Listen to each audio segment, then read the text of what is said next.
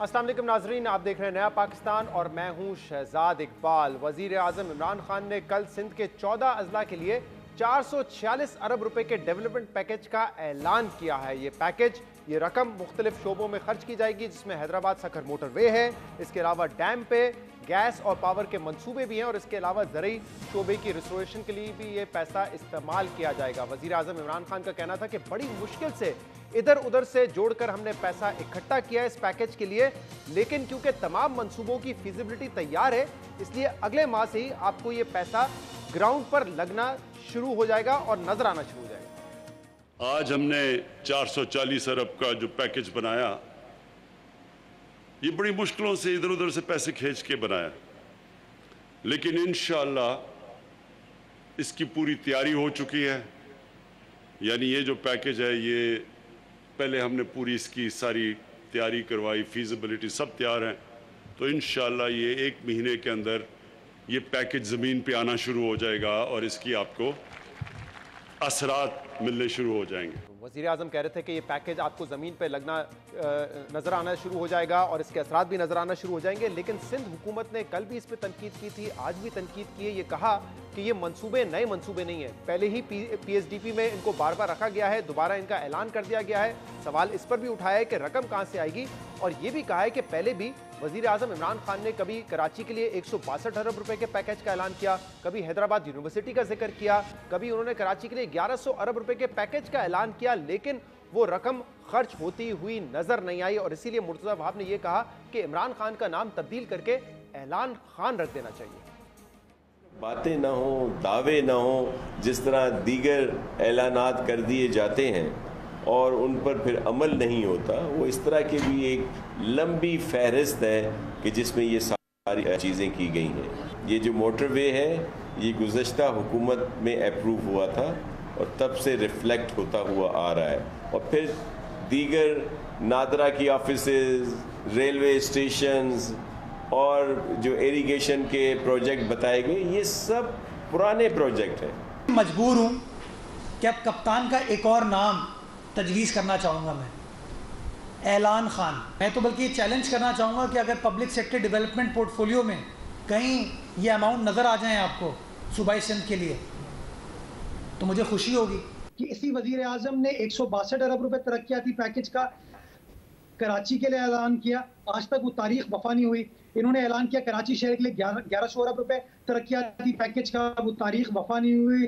हैदराबाद की यूनिवर्सिटी माशाल्लाह इन्होंने इफ्तिताह कर दी थी, आज तक किसी को नहीं पता कि वो यूनिवर्सिटी है कहाँ। तो मैं समझता हूँ तारीखी कहने से कोई चीज़ तारीखी नहीं होती। अगर असद उमर साहब तारीख अवाम को बता दें, कौम को बता दें कि ये कब इम्प्लीमेंट होगा, तो मैं समझता हूँ हर शख्स सेटिस्फाई हो पाएगा। तो सिंध हुकूमत की तनकीद है कि ऐलान पहले भी हुए हैं, तो तारीखी मंसूबा ना कहा जाए, तारीखी पैकेज ना कहा जाए, ये तारीख दी जाए कि ये मंसूबे मुकम्मल कब होंगे, इस पर भी बात करेंगे। और इसके अलावा क्या पाकिस्तान तहरीक इंसाफ को अंदर से खतरा है? जो लोग जहांगीर खान तरीन साहब के साथ खड़े हुए हैं, क्या वो इस्तीफ़ा दे सकते हैं? क्योंकि इस पर भी आज बात की है जो लोग उनके साथ मौजूद थे अदालत के बाहर। और इसके अलावा बार बार काबीना में मुसलसल तब्दीलियाँ हो रही हैं, क्या अगर माशी टीम में बिलखसूस इस्तेकाम नहीं आएगा तो पॉलिसीज़ में कोई इस्तेकाम नज़र आएगा? और जो एतमाद की फ़िज़ा हुकूमत कायम करना चाहती है, इन्वेस्टर्स में वो कॉन्फिडेंस आ सकेगा या नहीं आ सकेगा? तमाम इशूज़ पर बात करने के लिए हमारे साथ मौजूद है पाकिस्तान तहरीक इंसाफ के सीनियर रहनुमा और वफाकी वज़ीर असद उमर। असद साहब, बहुत बहुत शुक्रिया वक्त देने के लिए। सबसे पहले सिंध पैकेज के हवाले से बात कर लेते हैं। तनकीद आपने सुनी, वो कह रहे हैं कि वज़ीर आज़म का नाम ऐलान खान रख देना चाहिए और ये ना कहें कि तारीखी पैकेज दे रहे हैं, ये बताएं कि ये मंसूबे मुकम्मल कब होंगे, ये तारीख दें तो लोग इन पे भरोसा करेंगे, एतमाद करेंगे।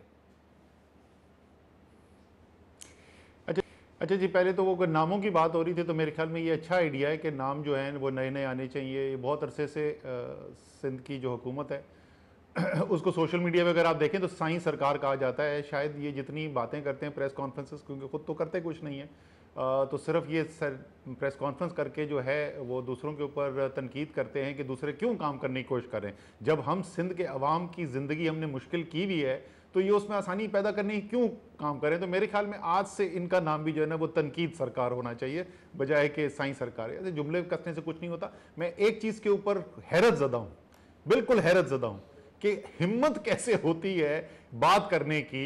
उन्होंने कहा हैदराबाद में यूनिवर्सिटी का ऐलान किया था और वो यूनिवर्सिटी जो है वो आज तक उसका नामो निशान कहाँ है? 2.5 साल हो गए कम से कम 1 दर्जन मरतबा मैं चीफ मिनिस्टर सिंध के साथ जाती तौर पे फॉलो अप कर चुका हूं। वो मेरे दफ्तर तशरीफ लाए थे, जब मैंने उनसे रिक्वेस्ट की, जब भी सिंध चीफ मिनिस्टर हाउस में मीटिंग होती है हम वहां पे रिक्वेस्ट करते हैं। फिर आखिरकार मैंने अमीनुल हक से कहा कि यार अमीन भाई मेरी तो नहीं सुनते, आप डायरेक्टली क्यों नहीं रिक्वेस्ट करते। मेरे ख्याल में मेरे सामने आधा दर्जन से दफा तो वो रिक्वेस्ट कर चुके हैं एक एनओसी देने की। हर दफा नासिर शाह की भी मुझे आवाज आ रही थी, आखिर में ये हो गया ये नासिर शाह करेंगे, और जब भी हमारी बात होती है तो वो बोलते हैं कल करेंगे। ये हो रहा है, ये करिए सिंध हुकूमत सिंध के अवाम के साथ कि वफाक पैसा लगाने की कोशिश कर रही है और किस तरीके से रोक रहे हैं। दूसरी बात पे इस पे आ जाए कि ये पुराने मंसूबे, उन्होंने कहा कि ये मोटरवे पुराना मंसूबा है। नासिर शाह साहब मैं आ जाता हूं, सखर आपके पास बड़े आप अच्छे अखलाक रखने वाले आदमी हैं, आपके साथ मैं बिल्कुल खुशी खुशी आपके साथ चलता हूं, चलें जरा उस मोटरवे पे तो चलते हैं ना जो बनी हुई है। अगर वो मोटरवे कहीं बनी हुई है तो मुझे दिखा दें। अगर वो मोटरवे सिर्फ ऐलान थी ना, तो जिस दिन ये बननी शुरू होगी तो मैं आपको जरूर इनवाइट करूंगा, मैं इंशाल्लाह ताला आपको जरूर इनवाइट करूंगा और आपको साथ लेके चलेंगे और आपको फर्क बताएंगे कि ऐलान होने और जमीन पे काम होने में क्या फर्क होता है। आखिरी बात जो उनके कमेंट्स पे फिर मैं आपको बताऊं, आखिरी बात जो उन्होंने कमेंट में, मुझे मुर्तजा वहाब की सबसे ज्यादा खुशी क्या हुई सुन के, ये वही मुर्तजा वहाब हैं जिन्होंने मेरे ख्याल में 170 प्रेस कॉन्फ्रेंस करके ये साबित करने की कोशिश की थी कि 1100 में से 700 अरब रुपए ज्यादा जो है वो सिंध हुकूमत खर्च कर रही है और सिर्फ 400 या 380 कहा करते थे अरब वफाकी हुकूमत का है। अभी वो कह रहे हैं कि 1100 अरब वफाक ने ऐलान किया था। एक तो खुद इतनी तनकीद करते भूल जाते कि क्या तनकीद की थी। सर जो भी बड़े मंसूबे होते हैं शहजाद, वो हमेशा जो है वो एक इर्तकाई अमल से गुजरते हैं। पहले एक आइडिया आता है, फिर उसकी फिजिबिलिटी बनती है, फिर एक फॉर्मल PC1 बनता है, फिर वो अप्रूवल्स के लिए जाता है।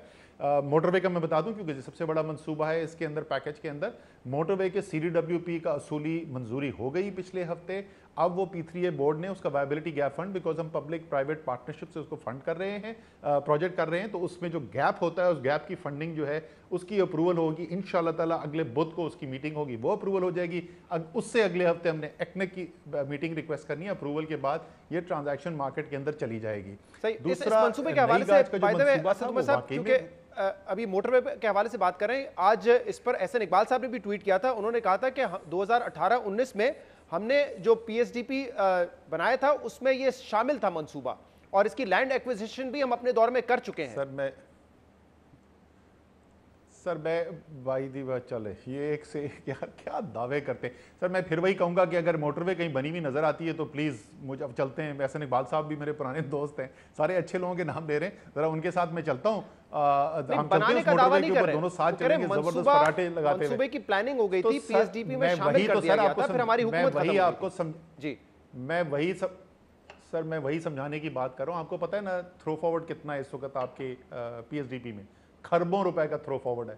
PSDP के अंदर बहुत कुछ शामिल किया जाता है, एंड में ये देखा जाता है डिलीवर किसने किया ये नहीं किया।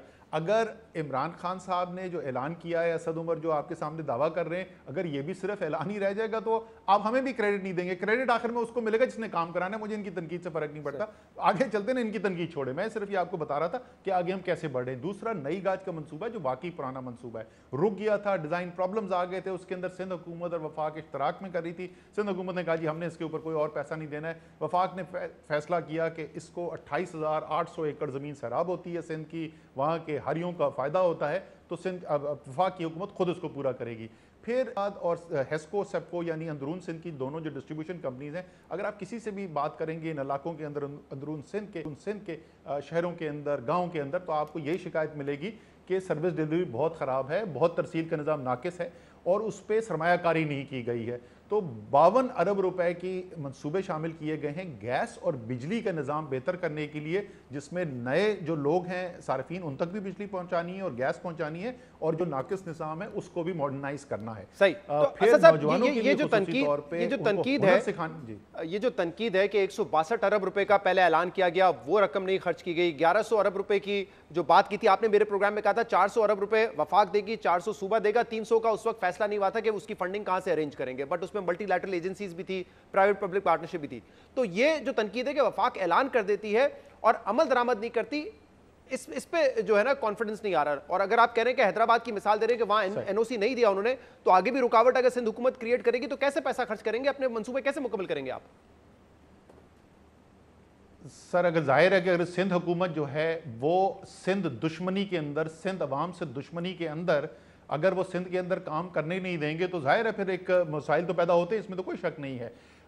सो वो तो जिसको सूरत हाल आएगी उसका तब से निपटा जाएगा। वो तो मेरे सामने उन्होंने एक चीज़ की मिसाल दे दी, जिंदा मिसाल। मैंने कल तकरीर में यही बात की थी, तो मुझे लगता था कि ये शायद मुड़ के कहेंगे कि नहीं हमने तो कुछ रोका नहीं, खुद ही मिसाल दे दी उस फेडरल यूनिवर्सिटी, फेडरल इंस्टीट्यूट जो है हैदराबाद का, उसकी।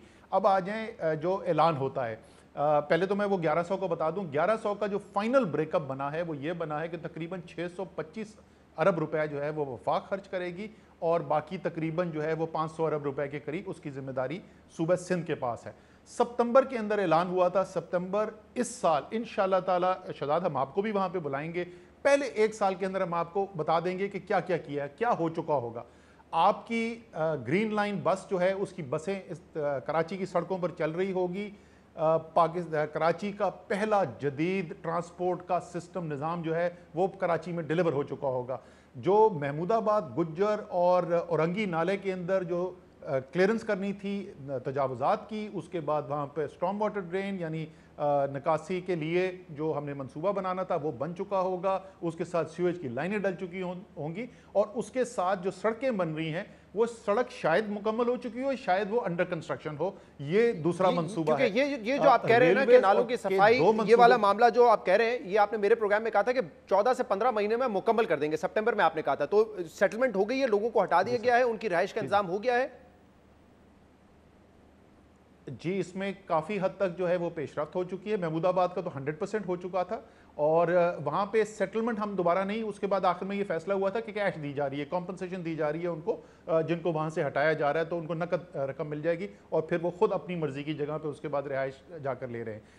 औरंगी और गुज्जर का अगर मैं मिला के बताऊँ तो तकरीबन 30 से 40% वहाँ पर भी काम हो चुका है और तेज़ी से वो काम जारी है। और बिल्कुल आपने सही कहा, उसको 14-15 महीने हमने कहा था, इसलिए मैं 12 महीने के अंदर कह रहा हूँ कि हो सकता है 12 महीने में सड़कें भी बन चुकी हो सकता है कि सड़कों के मुकम्मल होने में लास्ट टाइम जब आप लोग बैठे थे तो आप लोगों ने 4 4 कमिटीज बनाई थी। आपने बताया एक तो एडवाइजरी कमेटी थी जिसमें 3 वफाकी वुज़रा थे, 3 सूबाई थे, प्रोविंशियल कोऑर्डिनेशन इंप्लीमेंटेशन कमेटी बनाई, monitoring and implementation committee on the ground बनाई, आपने कहा सिटी लाइजन कमेटी भी बनेगी। जब 4 कमिटीज बनेंगी जिसमें इदारों के लोग भी होंगे तो फिर तो ये उम्मीद की जा रही थी ना कि कराची के लिए आप कोऑर्डिनेट करके आपस में कोई ऐसा काम करेंगे जिसके असरात नजर आए। लेकिन अभी भी वही ब्लेम गेम चल रहा है। आप कहते हैं पैसा लगा रहे हैं, वो एनओसी नहीं देते, वो कह रहे हैं ऐलान कर देते हैं। मैंने तो कोई ब्लेम नहीं किया, नहीं शहजाद, नहीं सॉरी, मैंने कोई ब्लेम नहीं किया। मैंने, आप मुझे बता दें कराची ट्रांसपोर्टेशन पैकेज में मैंने अभी तक क्या ब्लेम किया? नहीं, आपने जैसे कहा कि हैदराबाद यूनिवर्सिटी इसलिए नहीं बन रही है क्योंकि वो एनओसी नहीं देते।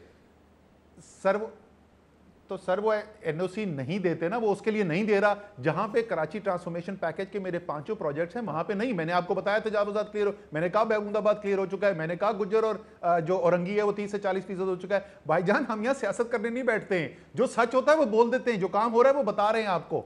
लेकिन मैं फिर वही कहूंगा, आप पता है क्या कर रहे हैं शहजाद, ये होता है अवाम के साथ। मैं आपको ठोस काम बता रहा हूं कि काम कहां चल रहा है और आप बार बार उस पे लेके आ रहे हैं कि वो इल्जाम क्या लगा रहे हैं। अरे यार, उनको इल्जाम लगाने दें, कराची वालों को सुनने दें, काम हो क्या रहा है। मैंने आपको एग्जैक्ट बता दिया कि ये जो 3 बड़े नालों का जो मंसूबा था वो कहां है और कब मुकम्मल होगा, उस पर क्या प्रोग्रेस हो गई है। मैंने आपको ग्रीन लाइन बस का बता दिया। चले मैं उसको मजीद बता देता हूं कि ग्रीन लाइन बस की प्रोटोटाइप जो है वो प्रोटोटाइप 26 अप्रैल को तैयार हो जाएगी। उसके बाद इंस्पेक्शन शुरू हो जाएगी। 10 मई तक उसकी इंस्पेक्शन के बाद उसको गो अहेड दे दिया जाएगा और जुलाई के आखिर तक ये बसें जो है वो कराची पहुंच जाएंगी। उम्मीद करते हैं ये मुकम्मल हो जाए क्योंकि इस मंसूबे को तो 5 साल हो गए, 2-2.5 साल नून लीग की हुकूमत के और 2.5 साल आपकी हुकूमत के, तो ग्रीन लाइन तो अब तक हो जानी चाहिए। इसमें तो बड़ी ताखीर हो गई है। लेकिन गोइंग फॉरवर्ड मुझे ये बताइएगा, कल इमरान खान साहब ने ये कहा, फिर जी जी नहीं एक सेकंड, नहीं आप यहां से आगे नहीं जा सकते। आपने इतना बड़ा इल्जाम लगाया तो रुक जाना। मैं आगे नहीं जा रहा था, वो डिले हमारी आवाज में। मंसूबा जो है इस जी मैं जरा बता दूं ना आपको। ग्रीन लाइन मंसूबा जो है ओरिजिनली वो वफाक ने सिर्फ एक हिस्सा करना था और बाकी हिस्सा सूबे ने करना था। उसके बाद हमारी हुकूमत आने के बाद हमारी बातचीत इनके साथ हुई और उस बातचीत के अंदर यह तय पाया कि ये पूरा मंसूबा बशमूल पहले 3 साल के ऑपरेशन के जो है वो वफाक करेगी और उसके लिए बाकायदा एक फैसिलिटेशन एग्रीमेंट साइन करना था सिंध हुकूमत से, जो पिछले साल आके साइन हुआ। ये 5 साल पहले नहीं, ये पिछले साल, एग्जैक्ट तारीख में निकाल के आपको बता दूंगा, जिस दिन सिंध की हुकूमत ने वो फैसिलिटेशन एग्रीमेंट साइन करके हमें दिया, जिसके बाद हम ये आगे काम शुरू हमने किया। सो जनाब ये पिछले साल मंसूबा हमें मुकम्मल तौर पे हैंड ओवर हुआ था और इस साल बसें उसके ऊपर चल चुकी होंगी। अच्छा असद साहब, आगे मैं चलूं दूसरे मंसूबों 400 नहीं, मैं क्योंकि हर मंसूबे पे बात नहीं कर सकते, मैंने आगे भी बड़े सवाल करने आपसे। 446 अरब रुपए के हवाले से वजीर आजम ने कल कहा इधर उधर से हम इकट्ठा करके पूरा कर रहे हैं। ये पैसा एग्जैक्टली आएगा कहां से 446 अरब रुपए का? क्योंकि इस जो पीएसडीपी था इस साल का 650 अरब था, अभी खबर आई थी कि 44% उसमें से यूटिलाइज हुआ है, कहीं पे फंड रिलीज कर दिए लेकिन मिनिस्ट्री नहीं खर्च कर सकी है, कहीं पे फंड रिलीज करना बाकी है। तो एक पैसा आएगा कहां से? इस पीएसडीपी में तो इसकी गुंजाइश नहीं बन सकती। सर पहली बात तो ये कि आपको बता दूंगा इंशाल्लाह ताला जो 650 अरब रुपए का पीएसडीपी इस साल का है हमारा, वो सारा इंशाल्लाह ताला पूरा कंज्यूम होगा, जो कभी होता नहीं है, लेकिन इस साल इंशाल्लाह ताला हम आपको कंज्यूम पूरा मुकम्मल करके दिखाएंगे। दूसरी जो आपने सवाल पूछा, ये पैसा अगर आप सिर्फ पीएसडीपी से फंड करने की कोशिश करेंगे ना, तो ये कभी भी पाकिस्तान में जिस तरीके की तरक्की की ज़रूरत है वो आप कर नहीं सकते। ये उधर से जो वो तो उर्फ़ आम के अंदर वज़ीर आज़म बात कर रहे थे, ये जनाब इनोवेशन हो रही है, एक नए तरीक़ेकार से काम करने की कोशिश की जा रही है। ये जो 2 हमने पैकेज सिंध के लिए दिए हैं, पहले कराची के लिए और फिर इन 14 अजला के लिए, इसके अंदर वफाक की जो सरमायाकारी है वो तकरीबन 1100 अरब रुपए बनती है। 625 प्लस 446 अरब रुपए, तकरीबन 1080 अरब रुपए की सरमायाकारी बनती है। इस 1080 की जो सरमायाकारी हम कर रहे हैं, इसमें पीएसडीपी के ऊपर जो दारोमदार है वो इसका 40% से भी कम है। बाकी जो है वो हम पब्लिक प्राइवेट पार्टनरशिप के स्ट्रक्चर्स के through, build on operate transfer के स्ट्रक्चर्स के जरिए कर रहे हैं। इनोवेशन की जा रही है, फाइनेंसिंग के मुख्तलिफ तरीके इस्तेमाल किए जा रहे हैं, प्राइवेट सेक्टर की इंगेजमेंट की जा रही है, फिर ही इतने बड़े सतह के काम हो सकते हैं। ये अगर आप ट्रेडिशनल सोच से आप काम करने की कोशिश करेंगे, मैं सिर्फ पीएसडीपी में डालूंगा, मैंने जैसे बताया खरबों रुपए का इस वक्त बैकलॉग है पीएसडीपी में। सही है, ठीक है। अब आगे बढ़ते हैं। कैबिनेट चेंजेस, चौथी मर्तबा बड़े पैमाने पे चेंजेस की गई हैं कल काबीना में। ये बार बार जो चेंजेस हो रही हैं, सवाल ये उठ रहा है कि ये चेंजेस की बुनियाद क्या है, वजह क्या है, और वजीर आजम साहब आपके ख्याल में क्या सोच के ये फैसले कर रहे हैं?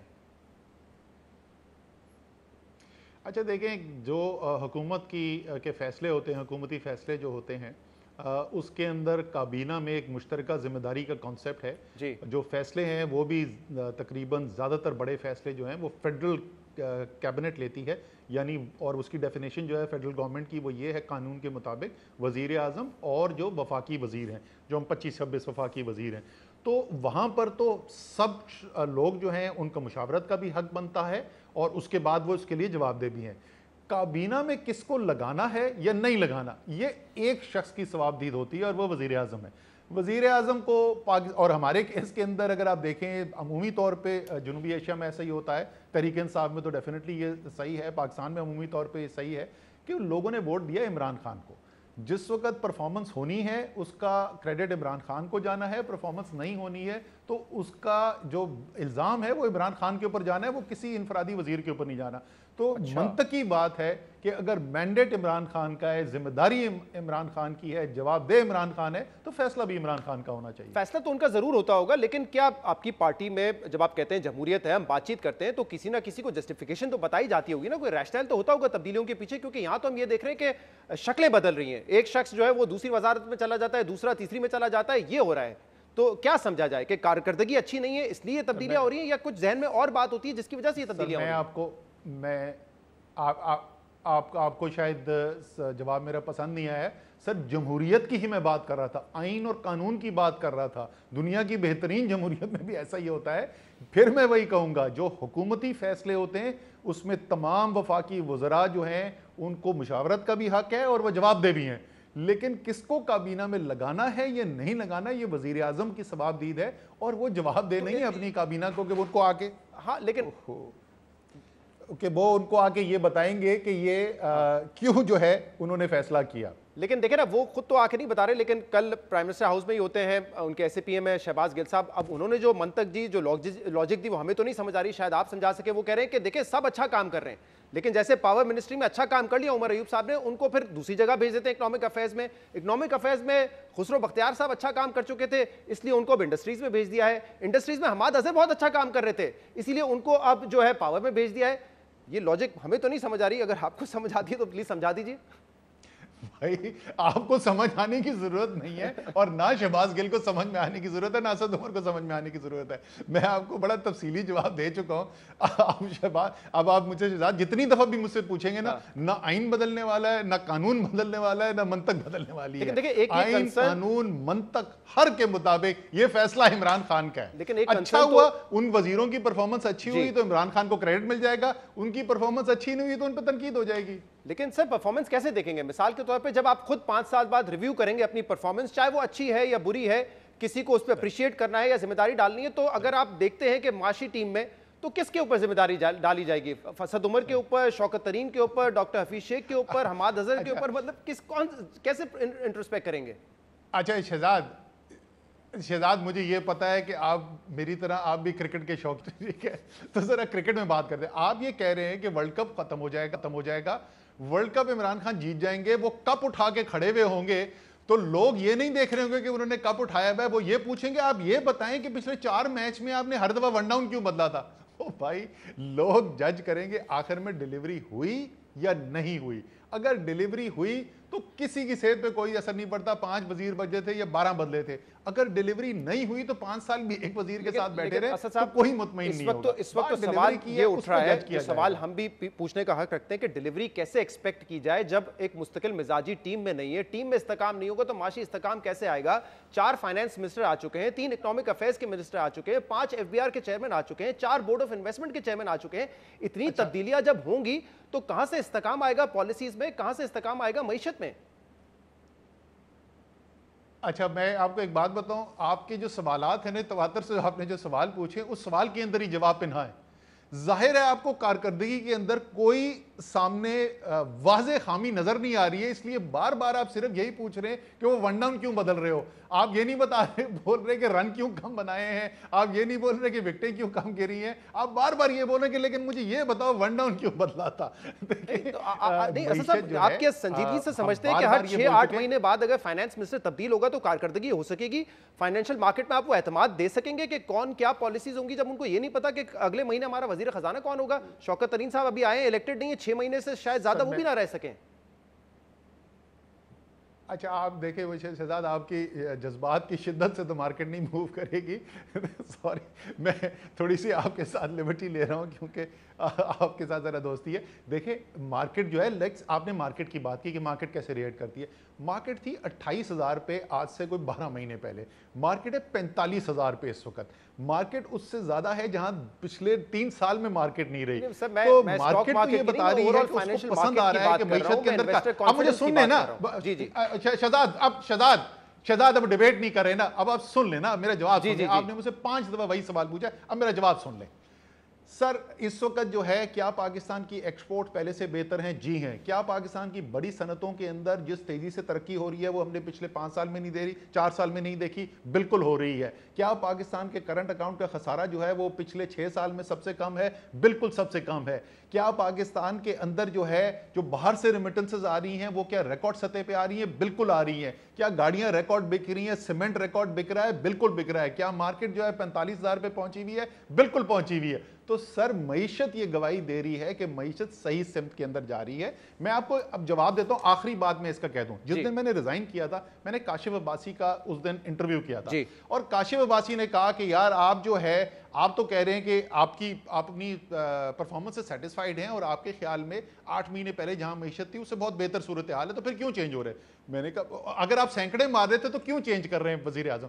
मैंने कहा नहीं, मैं तो नहीं कह रहा सैकड़े मारा था, मैं तो कह रहा हूं कि 40-50 हो रहा था। पीएम ने कहा कि नहीं मुझे सेंचुरियां चाहिए, तो वो सेंचुरी बनाने वाले को ले आए। तो मैं फिर वही कहूंगा, हफीज शेख के नीचे मईशत जो है बेहतरी की तरफ जा रही थी, वजीर आजम उसको और बेहतरी की तरफ ले जाना चाहते हैं। उनका फैसला है, सही है या गलत है, साबित हो जाएगा आगे जाके। जो आदादो शुमार आपने बताए हैं, मैं उस पर मैं नहीं अपना कोई वर्जन दूंगा।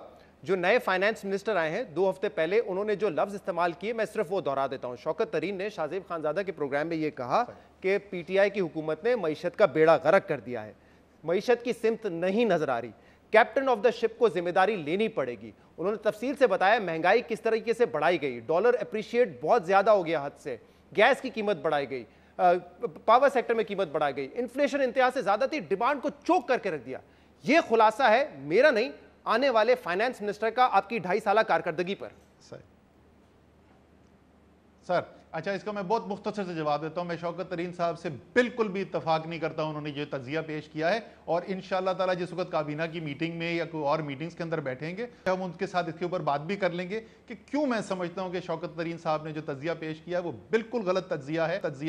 और जो तजिया हफीज शेख पेश करते रहे, जो तजिया वजीर आजम पेश करते रहे, जो तजिया हम पेश करते रहे, वो तजिया हम नहीं बदल रहे सिर्फ इसलिए कि आज हफीज शेख वजीर खजाना नहीं है।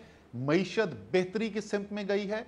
वो पाकिस्तान जिसकी मईशत को ऐसी मौलिक बीमारी लगी हुई थी कि आपको यह नहीं पता था कि मरीज बचेगा कि नहीं बचेगा, आज वो मरीज अपने पैरों पे खड़ा हो रहा है, उसने चलना शुरू कर दिया है, उसके चलने की रफ्तार बढ़ती जा रही है, उसकी मईशत की शरह नमू बढ़ती जा रही है। वहां पे प्राइवेट सेक्टर को एतमाद आ रहा है, प्राइवेट सेक्टर का क्रेडिट ऑफ टेक तेजी से बढ़ रहा है, मार्केट ये रिफ्लेक्ट कर रही है, बढ़ रहा है। ये सब चीज इस बात की गवाही देते हैं कि मईशत ठीक सिमत में जा रही है। मैं तो मुंतजर हूं जब ये पहली काबीना की मीटिंग होगी तो इनसाइड सोर्सेज से खबरें क्या निकल रही होंगी। जब एक तरफ शौकत तरीन साहब कह रहे होंगे कि 2.5 साल में अभी तक बेड़ा गर्क हुआ है, अब हमें क्या करना है, और दूसरी तरफ असद उमर साहब और जो दीगर रहनुमा होंगे वो बता रहे होंगे कि हमने कितना अच्छा कर दिया। तो मैं तो मुंतजर हूं कि उस पहली काबीना मीटिंग में सोर्सेज से खबरें क्या निकलती हैं। मैं आपकी सिर्फ एक छोटी सी तस्वीर जरूर, आप उस मीटिंग का वो सारे मीटिंग के अहवाल जो आपने कहा हमने क्या किया, ये मैंने नहीं किया, ये जो मैं सारी आपको इंप्रूवमेंट की बात कर रहा हूं, ये मैं अपनी कारकर्दगी की जस्टिफिकेशन मैं हुकूमत की बात कर रहा हूं, मैं हुकूमत की ओवरऑल इकोनॉमिक, इमरान खान की इकोनॉमिक मैनेजमेंट के ऊपर मैं ये कह रहा था, और मैं इससे दिल से यकीन रखता हूं। मैं सिर्फ एक बहस के लिए नहीं कह रहा, मैं दिल से यकीन रखता हूं कि जो मैं कह रहा हूं कि मईशत जो है बेहतरी की तरफ गई है। उम्मीद करते हैं कि क्योंकि आप कह रहे हैं ये फैसले वजीर आजम इमरान खान करते हैं, तो उन्होंने पूछा होगा शौकत तरीन को फाइनेंस मिनिस्टर बनाने से पहले कि जो आपने 2 हफ्ते पहले तजिया किया है हमारी मईशत का, वो क्यों किया है और क्या बेहतरी ला सकते हैं। असद साहब एक ब्रेक लेनी है, मैंने फिर जहांगीर तरीन साहब के साथ लोग से 40 हो गए हैं। आज उन्होंने कहा है कि अगर इसी तरह हमसे इंतकामी कार्रवाई की गई तो हम मजबूर हो जाएंगे अगला कदम उठाने के लिए। इस पर मैं आपसे मुख्तसर बात करना चाहूंगा एक ब्रेक के बाद।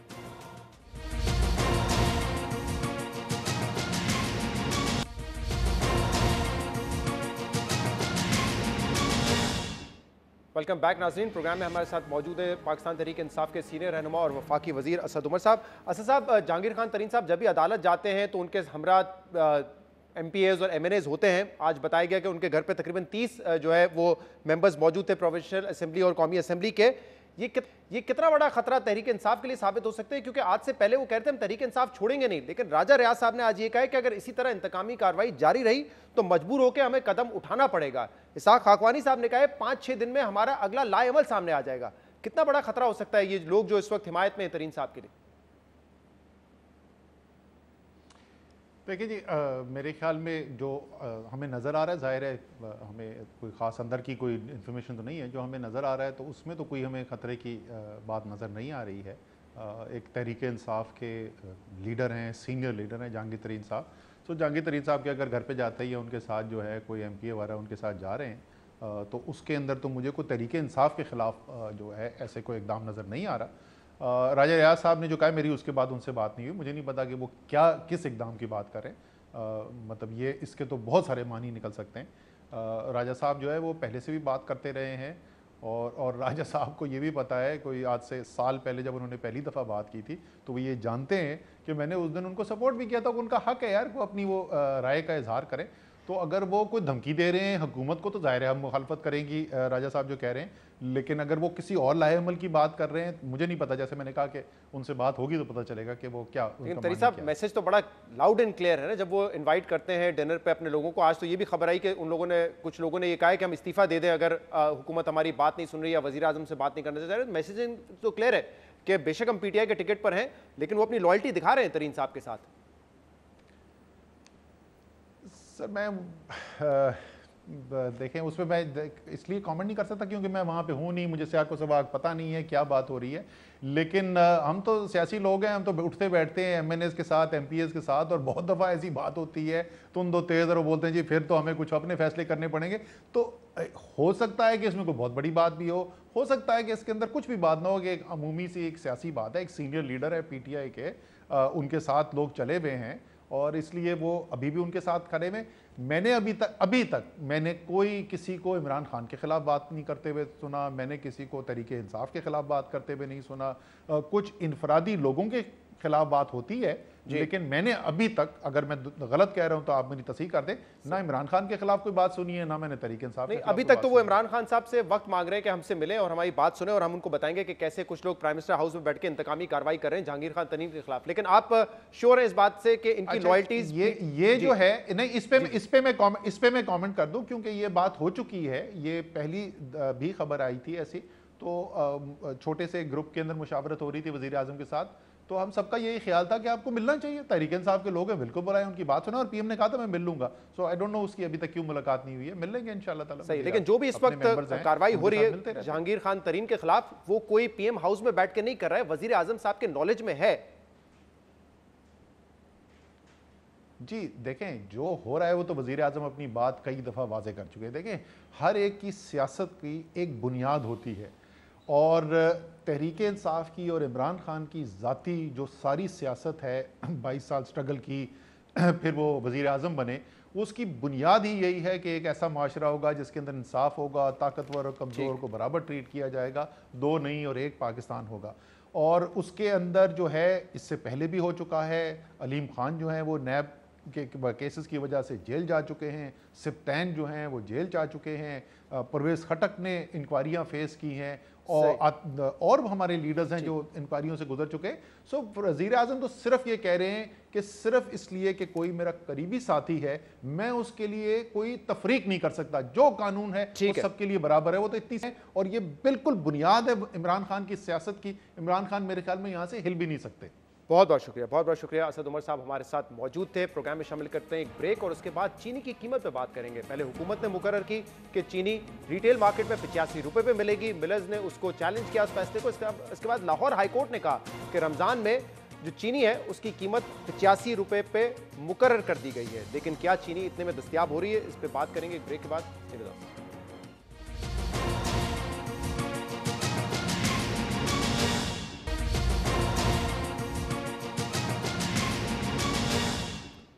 वेलकम बैक नाज़रीन। हुकूमत ने यह फैसला किया था कि चीनी की कीमत पंजाब भर में एक्स मिल 80 रुपये होगी, जबकि रिटेल कीमत 85 रुपये होगी। ये वो फैसला था जिसको शुगर मिल्स ने कोर्ट में चैलेंज किया, और इसके बाद लाहौर हाई कोर्ट ने कहा कि रमजान के महीने के लिए 1,55,000 टन चीनी जो है वो खरीदी जाए हुकूमत की जानिब से, और इसकी जो मार्केट में प्राइस होगी, रिटेल प्राइस होगी, वो 85 रुपये होगी। और इसके बाद रमजान के बाद देखा जाएगा कि चीनी की कीमत के हवाले से क्या करना है। अब ये फैसला पहले हुकूमत ने किया, इसके बाद लाहौर हाई कोर्ट का भी फैसला आ गया।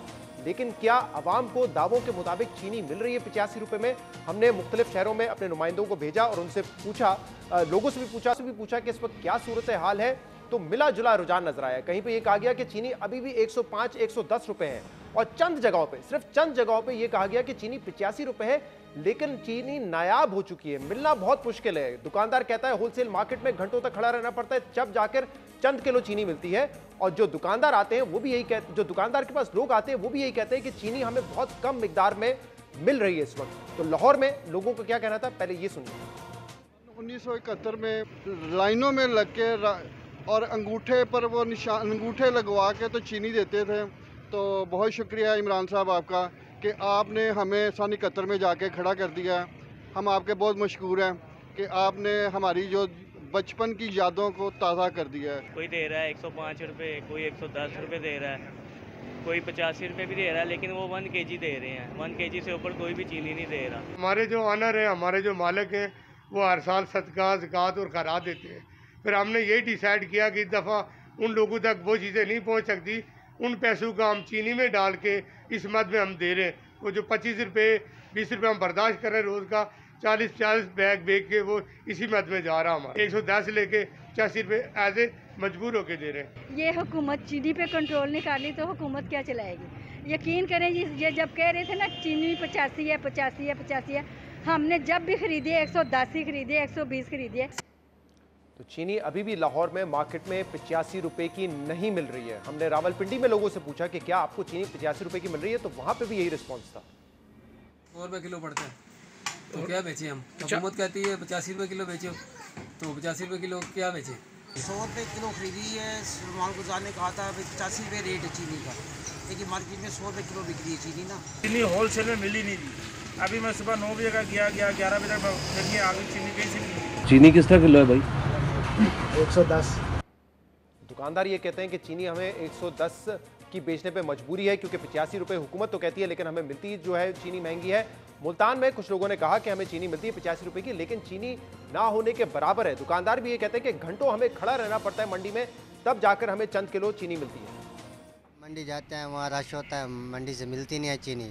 50 रुपये मिलती है, 83 रुपये मिलती है और हमें 50 रुपये बेचनी पड़ती है। 82 रुपये मिल रही है जी, 85 बेचेंगे तो आवाम बहुत ज़्यादा है। चीनी बहुत कम तादाद में मिल रही है, ये जो पूरी नहीं होती। चीनी मंडी के अंदर 8300 मिल रही है, तो हाँ 8300 रुपये बैग का रेट होता है 100 किलो का, तो 8300 मिल रही है। लेकिन 4 घंटे लाइन लगे रहो, और जब चीनी की बारी आती है चीनी होती नहीं, ख़त्म हो जाती है। तो एक गाड़ी चीनी में आती है, चीनी की आती है, और कम से कम 700-600 बंदा लाइन में लगा खड़ा चीनी लेने के लिए। तो पहले चीनी की कीमत का सिर्फ इशू था, अब चीनी मिल नहीं रही है, ये दुकानदारों का भी कहना है। जो उनके पास ग्राहक आते हैं उनका भी यही कहना है। फैसलाबाद में क्या सूरत हाल है, देख लीजिए। चीनी 98 रुपये किलो फरोख्त कर रहे हैं, क्योंकि 95-96 रुपये में हमें बंद बोरी में मिल रही है। इससे कम हम बेच नहीं सकते, क्योंकि हम बिल्कुल भी इससे कम हम अगर बेचेंगे तो हमें कुछ भी नहीं बचता। 1-2 रुपये तो हमारा वैसे भी हक है। इस रेट से कोई चीज़ नहीं मिलती जिहड़ा रोड गौरमेंट ने मुकर्रर किया है 85 रुपये, बल्कि 100, 110, 105 मिलती पई है। और मॉडल बाजार गया अज मैं, जरा सस्ता बाजार 65 रुपये लगी है। किसी कम की चीनी कोई नहीं, इन्ना रश उसको कोई बंदा ले नहीं सकता। सर चीनी जो आम दुकानों पे वो तो 105, 110 दे रहे हैं, लेकिन हमें जो पता लग रहा है, जो हुकूमत कह रही है कि हम तो मार्केट में 80-85 चीनी आम मिल रही है, लेकिन जिस दुकान पे भी चल जाए उसका अपना रेट है। कोई 110 दे रहा है, कोई 120 दे रहा है। चीनी बहुत महंगी दे रहे हैं, 105, कोई 100 दे रहा है, कोई 110 दे रहा है। गवर्नमेंट कह रही 85 रुपये रेट है, कहीं से नहीं रेट मिल रहा 85 रुपये। हुकूमत ने 85 रुपये चीनी की कीमत मुकर्रर की। लाहौर हाई कोर्ट ने भी यही कहा कि रमज़ान के महीने में चीनी इतने में ही बिकेगी पंजाब में। हमारे प्रोग्राम में शहजाद अकबर साहब ने कहा पहली मरतबा ये फैसला हुआ है कि एक फ़िक्स प्राइस पे चीनी दस्तियाब होगी। लेकिन आप लोगों ने सुना कि जो शहरी हैं वो क्या कह रहे हैं, दुकानदार क्या कह रहे हैं कि 110, 115 रुपये तक चीनी अभी भी मार्केट में मिल रही है। जो शुगर मिल एसोसिएशन है उनका ये कहना है कि हमें गन्ना इतना महंगा पड़ता है, गन्ना सपोर्ट प्राइस 200 रुपये है, लेकिन 300-350 रुपये का गन्ना पड़ता है, जिसकी वजह से हमारी जो कॉस्ट है वो 105 है। अब ये हुकूमत की जिम्मेदारी है। उन्होंने कहा था कि चीनी 85 रुपये में मिलेगी, चीनी 85 रुपये में मिलनी चाहिए, लेकिन मिल नहीं रही है। आज के प्रोग्राम में इतना ही, इजाज़त।